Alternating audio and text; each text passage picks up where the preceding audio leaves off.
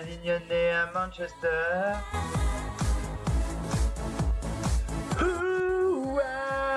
Les Avignonnais à Manchester.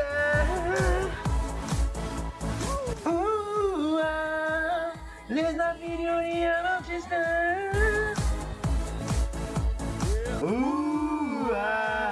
Les Avignonnais à Manchester.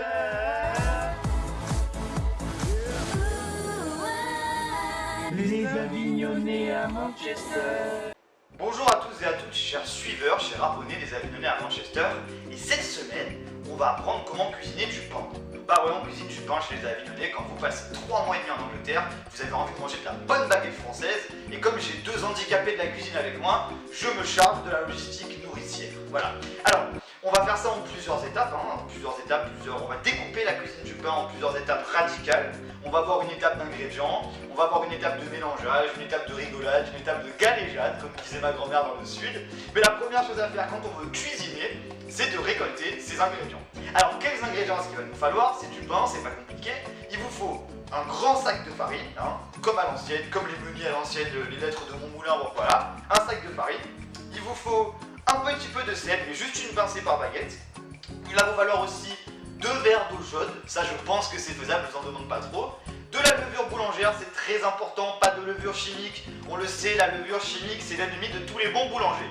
Voilà, ça c'est pour les ingrédients de base. Évidemment, il va vous être possible de faire des pains spéciaux, mais ça c'est à vous de voir. Rajoutez ce que vous donne vos envies. Voilà. Alors en deuxième étape, ce qui va être important, ça va être de mélanger tous ces ingrédients. Alors vous commencez par mettre la farine, vous faites un puits dans la farine, un puits à l'ancienne, la technique de Mamie Francine. Creusez le trou avec les mains, c'est toujours rigolo. Vous faites un puits, vous mettez votre levure mélangée à l'eau chaude que vous avez préalablement laissé reposer pendant un certain temps et un temps certain.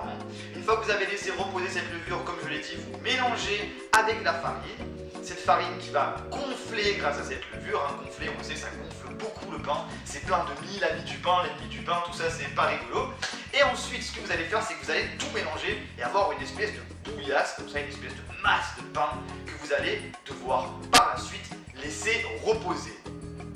Une fois que vous avez laissé reposer cette pâte, on peut la voir, elle repose tranquillement, là on l'a laissée près d'un point chaud, elle est tranquillement reposée en poulasse ou en baguette, vous pouvez l'étirer ou la mettre en boule. Ici pour notre choix, nous avons décidé de la laisser en baguette parce que Romain aime bien voir les baguettes levées, il passe son temps à les toucher avec ses gros doigts, il perfore la baguette et ça la défait lever et on doit encore attendre 1 heure avant de manger, mais on va pas régler nos comptes sur cette vidéo. Ce qui se passe après, c'est qu'une fois que cette baguette a levé, bien levé sur cette plaque, vous allez faire préchauffer votre four thermostat 5, si vous n'avez pas de thermostat comme le nôtre, à 200 degrés.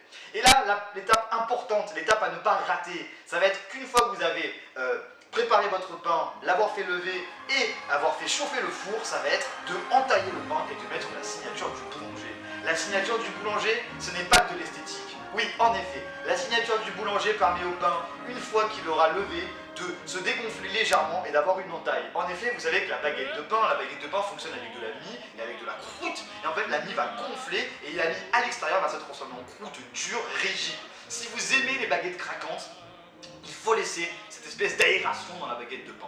Et à ce moment-là, la baguette devient tellement merveilleuse qu'en fait, elle va bien gonfler, être bien croustillante. Alors si je peux vous donner 2-3 tuyaux dans cette cuisine du pain, en fait ça va être qu'au moment où le four est très chaud, ce qui va se passer c'est qu'il va falloir envoyer un verre d'eau dans le four. Alors oui, la première fois que je l'ai fait dans la maison, j'ai un peu foiré, j'ai envoyé trop d'eau, et en fait on avait une espèce de nuage de fumée. Bon, on va passer là-dessus, du nuage de fumée, vous pouvez un peu vous alarmer, l'alarme incendie peut se déclencher, c'est pas important. Ce verre d'eau va être primordial. Pourquoi est-ce qu'il va être primordial, chers abonnés?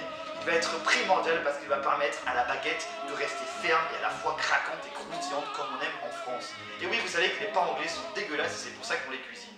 Une fois que le pain a cuit dans le four, vous le laissez cuire environ un quart d'heure, 20 minutes, 25, tout dépend du thermostat où vous l'avez branché. Vous pouvez le sortir et le laisser reposer et là, à vous de vous régaler. Et voici l'heure de la dégustation.